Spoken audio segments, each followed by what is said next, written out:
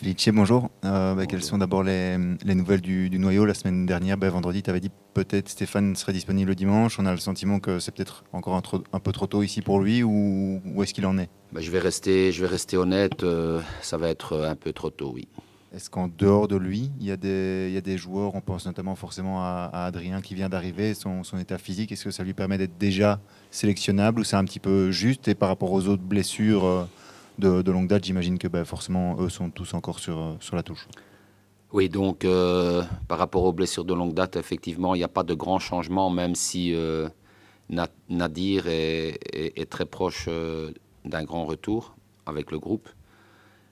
Pour le reste, voilà, il y a aucun problème pour personne et donc je ferai mes choix bien évidemment demain. Mais tout le monde est sélectionnable, y compris Adrien. Tu l'avais dit un peu après son premier entraînement, voilà, il arrive déjà en bonne condition. Qu'est-ce que son arrivée vous permet d'avoir comme carte en plus, comme voilà, tu l'as dit aussi physiquement, voilà, est-ce que tu vraiment il serait déjà prêt pour vous aider sur à court terme? Ben, je pense que déjà indirectement, il le fait. Il le fait par sa présence, par son CV, par son expérience. On sent à l'entraînement voilà, que ça génère d'autres émotions, en tout cas pour le moment. Est-ce que ça a un effet direct ou pas? C'est difficile de l'affirmer, mais en tout cas, moi, c'est ce que je pense dans mon analyse. Et donc, c'est quelqu'un qui parle beaucoup avec tout le monde et par rapport à son expérience. Donc, c'est déjà un gros point positif. Le fait que ce soit Anderlecht, son éventuel premier match, on sait un peu l'histoire qu'il a eue avec ce club. Est-ce que tu te dis que c'est la bonne occasion déjà pour lui donner quelques minutes de temps de jeu, ou à l'inverse, est-ce que c'est trop tôt et le contexte émotionnel peut-être pour lui serait contre-productif? Très honnêtement, je ne tiens pas compte du fait que ça soit son ancien employeur, que ça soit son ancien club pour le reprendre si je décide de le reprendre. Si je le reprends, c'est tout simplement parce que j'estime qu'il est apte à entrer d'abord dans le groupe et peut-être aussi dans le 11, on verra. Mais certainement pas par rapport à son employeur précédent parce que ce serait le cas alors avec pas mal de joueurs où je me sentirais dans l'obligation, je ne sais pas si c'est leur faire plaisir ou en tout cas lancer ce message-là par rapport à leur ancien club. Donc, en tant que coach, je ne peux pas tenir compte de ce paramètre-là. C'est son ancien club, c'est forcément aussi ton ancien club. C'est la première fois que tu vas y retourner. Tu l'as dit, le club enfin, tu l'as sous-entendu en tout cas, le club a pas mal changé. Qu'est-ce que ça représente pour toi d'y aller? Et justement, quelle analyse tu as sur, finalement, en un peu moins d'un an, tu parlais de jeunesse, d'expérience, la différence entre l'Anderlecht que tu as pu quitter et celui que tu vas retrouver dimanche?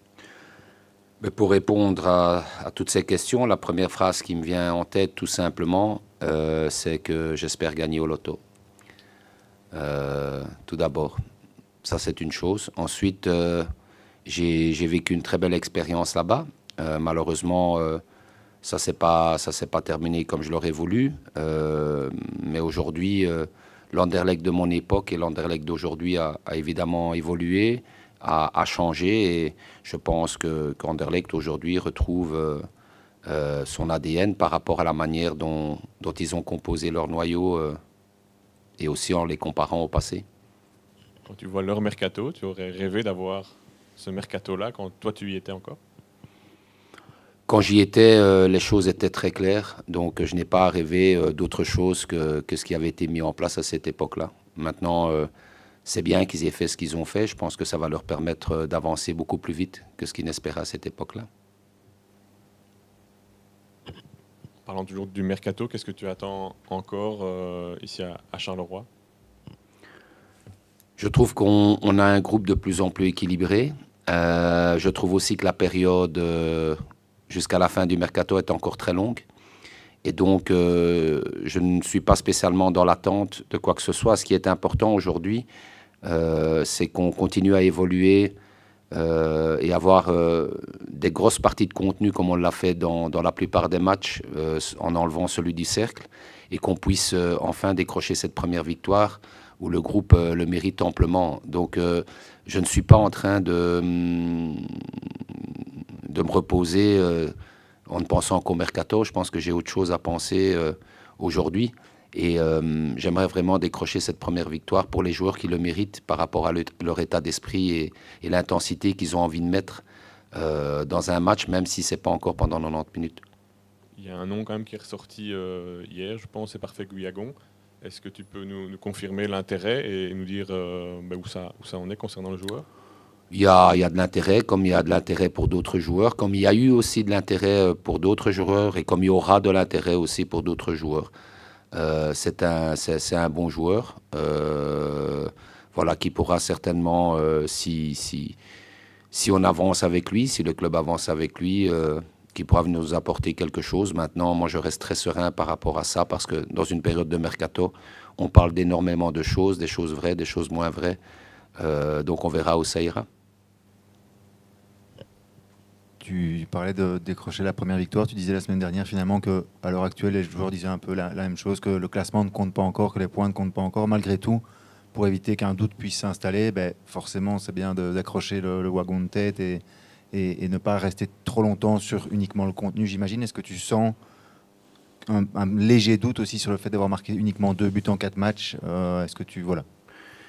Je pense que le doute, il peut s'installer quand le contenu est vraiment pas bon, quand vous encaissez beaucoup de buts, quand vous n'arrivez pas à créer des situations, à vous créer des opportunités. Je comprendrai à ce moment-là que les joueurs, que le groupe en tout cas, il y a un doute qui s'installe. Aujourd'hui, c'est pas le cas. Et je suis du même avis que les joueurs, puisque c'est ce que je leur ai dit avant le match la semaine dernière, c'est qu'aujourd'hui, si on veut avancer, rester positif, et on doit rester positif, le classement n'est pas encore important. Il le deviendra bien évidemment à un moment donné, mais on ne doit pas se mettre de pression par rapport au classement. On doit vouloir juste continuer à construire et à voir ce qui est le mieux pour le groupe. Et c'est vrai qu'il y a pas mal de situations qui nous ont pas souri ces derniers matchs. Et on doit se battre nous-mêmes contre ça et pas chercher des excuses et essayer d'avancer en tant que contenu et évidemment d'aller gagner, de décrocher cette première victoire. Qu'est-ce qui pourrait permettre justement dans le match de dimanche que cette première victoire soit là? Qu'est-ce qui sera la clé du match selon toi? Marquer.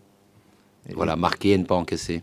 Je pense que ça, c'est une clé importante. Non, mais je dis ça, pas sous le terme, sous le fond d'humour. Je dis ça parce que si on avait marqué à Genk, je pense qu'on serait revenu avec les 3 points. C'est ce que j'ai un peu expliqué aux joueurs. Si on avait marqué dans ce match, pour moi, ça n'aurait pas changé la donne de notre adversaire puisqu'ils ont utilisé tout ce qui pouvait être utilisable en tant que joueur dans la longueur du match. Quand on voit les 5 changements qu'ils ont faits à 0-0, ils les auraient certainement fait à 0-1. Après, on sait qu'ils ont eu des occasions, mais des grosses occasions. On sait que Hervé a dû sortir 4 ou 5 ballons hyper dangereux, mais je pense que le gardien, il est là aussi pour ça. Il nous a juste manqué ce geste devant le but sur les quelques opportunités qu'on a eues. Et c'est absolument là-dedans qu'on doit s'améliorer. Tu parlais justement depuis le début de saison d'un manque d'efficacité offensive ou que les joueurs doivent plus prendre leur chance au but. Est-ce que tu as identifié la raison de ce problème et est-ce que tu vois clairement des progrès là quand même de semaine en semaine? Il va y avoir des progrès, c'est une certitude, mais la raison, une des raisons, je veux dire, principales, c'est juste le choix du geste. Si je regarde les grosses opportunités qu'on a eues, j'en compte 3.